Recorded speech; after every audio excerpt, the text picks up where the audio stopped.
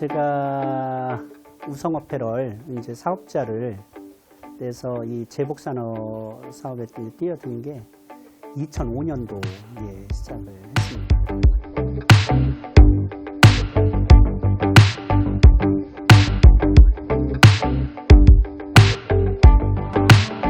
맨 처음에는 대학생들 제복으로 진행을 했거든요. 그러다가 이제 2005년도에 우연한 계기에서 대전대학교 군사학과가 설립이 되는 것을 보고 저게 틈새 시장이다라고 생각을 한 거예요. 그래서 이쪽 제복 쪽으로 제가 진행을 하면 내 능력을 발휘를 할 수 있겠다. 그리고 저것은 누구나 쉽게 접근할 수 있는 그런 사업은 아니라고 판단을 해서 그렇게 시작을 하게 됐습니다. 일반 의류는 우리가 흔히 기성품이라고 하죠. 이것은 그 특정 소비자를 겨냥을 해서 생산하는 제품이 아니고 다수의 표본이 없는 그런 소비자들을 대상으로 해서 내가 만든 옷을 사가라 이런 거거든요. 그런데 제복은 특정 단체를 겨냥을 해서 그 개개인의 그 옷을 맞춰서 입히는 그런 옷이라고 생각을 하면 좋을 것 같습니다. 그 단체의 이 제복은 그 단체의 그 특성을 잘 살려줘야 돼요. 그리고 그 단체에서 이 옷을 입으면서 자부심과 긍지를 느낄 수 있도록 이것을 만들어줘야 돼요.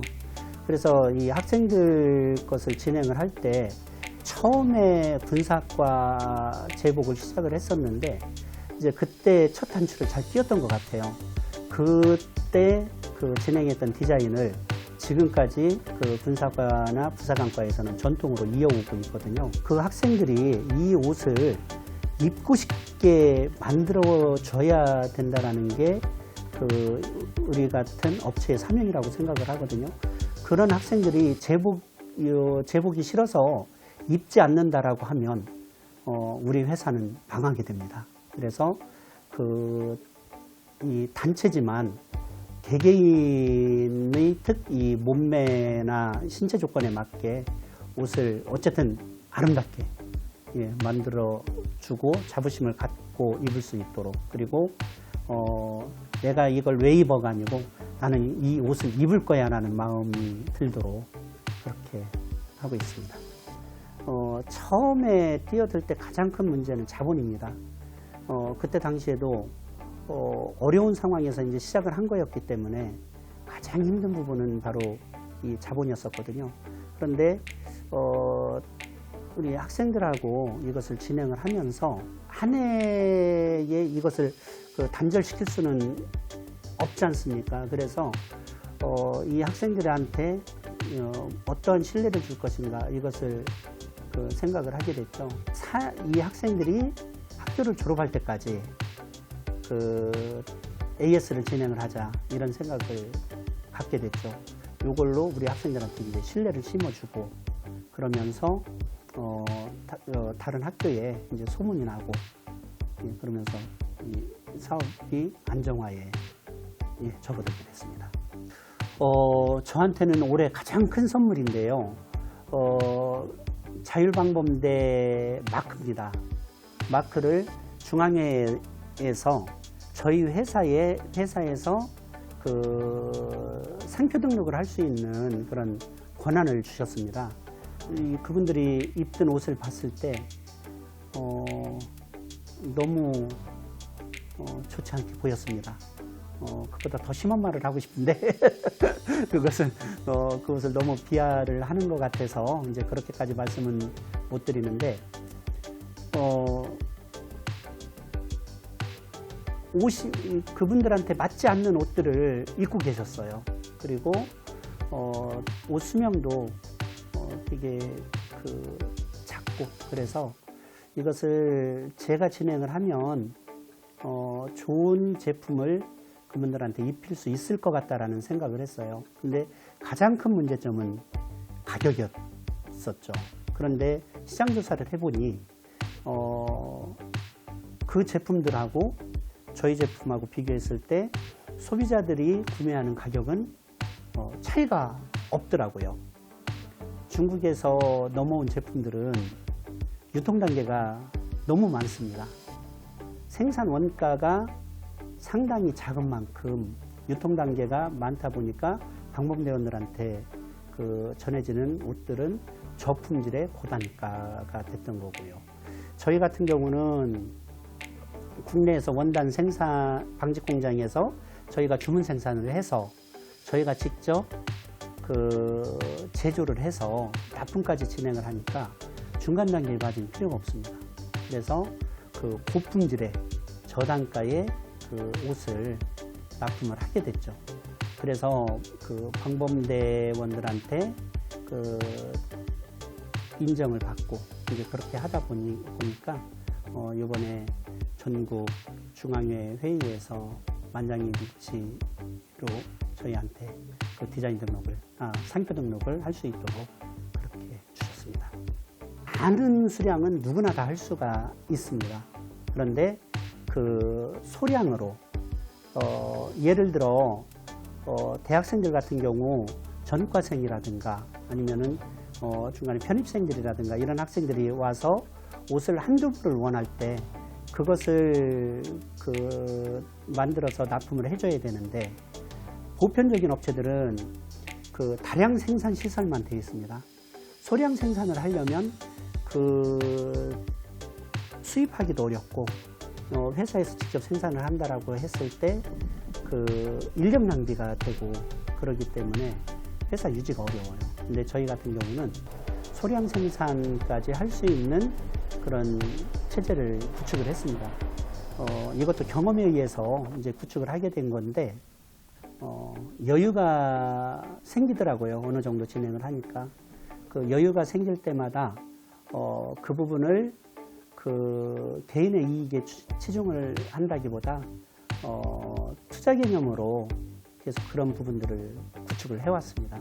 그래서 소량 생산을 빠른 시간에 원할 때 입을 수 있도록 그렇게 만든 게 다른 회사와의 가장 큰 차이점인 것 같습니다. 납품을 함으로써 끝이다라고 하면 소비자들은 옷을 생산할 때보다 더 많은 돈을 주고 주변 수선하는 곳이나 세탁소나 이런 데 가서 수선 의뢰를 해야 돼요. 그런데 우리는 그 부분까지 다 구축을 해서 소비자들이 처음에 옷을 구매를 할 때 한 번만 돈을 내면 비용을 지불하게 되면 이것을 본인들이 입을 때까지 학교 졸업할 때까지 또는 옷 디자인이 바뀔 때까지 입을 수 있도록 무상으로 AS를 하고 있습니다. 노하우입니다.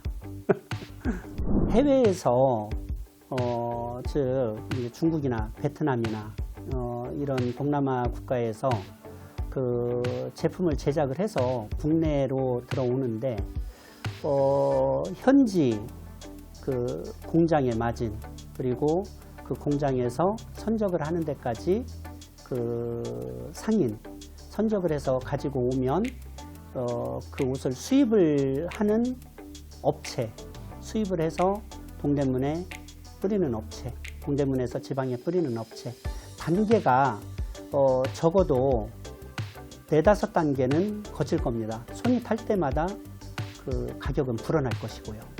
그런데 이것을 국내에서 직접 생산을 한다라고 하면 방직 공장에서 원단을 생산을 하고 원단 생산을 해서 제조업체에서 물건을 생산을 하고 제조업체에서 생산된 물건을 직접 소비자가 갖고 하게 되면 중간 단계의 마진이 생산 원가에 붙게 되거든요. 국내에서 생산을 하게 되면. 해외에서 생산하는 것은 저가에 물건을 생산을 해서 국내로 들어오면 어차피 적정가의 단가가 될 거고 좋은 품질의 국내 생산 라인만 구축이 돼서 진행을 한다라고 하면은 고가의 물건을 적절한 가격에 판매를 할 수 있으니까 어차피 소비자들한테 가는 가격은 같을 겁니다. 좋은 옷을 같은 가격에 입을 것이냐, 나쁜 옷을 같은 가격에 입을 것이냐, 이렇게 생각을 합니다. 미신 기술이 어려운 기술이 아닙니다.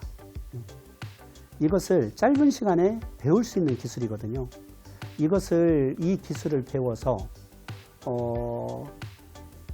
이 업에 종사를 하게 되면 된다라고 생각을 해요. 그럼 이게 더러운 직업이냐? 환경만 잘 구성이 된다라고 하면 더러운 직업이 아닙니다. 재밌는 직업입니다. 뭔가를 만들 수 있는 일이니까요. 노인분들도 마찬가지로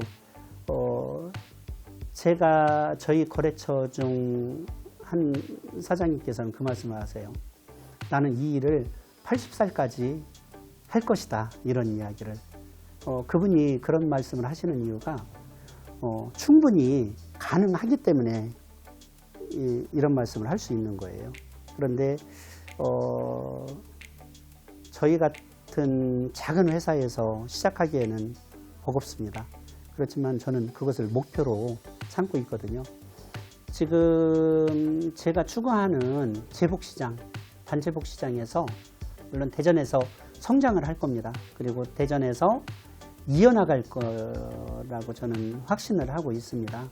이 제복시장의 최고가 돼 있을 겁니다. 향후 얼마나 걸릴지는 모르겠지만 저는 오랜 시간이 걸릴 거라 생각은 하지 않거든요. 한번 지켜봐 주십시오. 최고가 돼 있을 겁니다.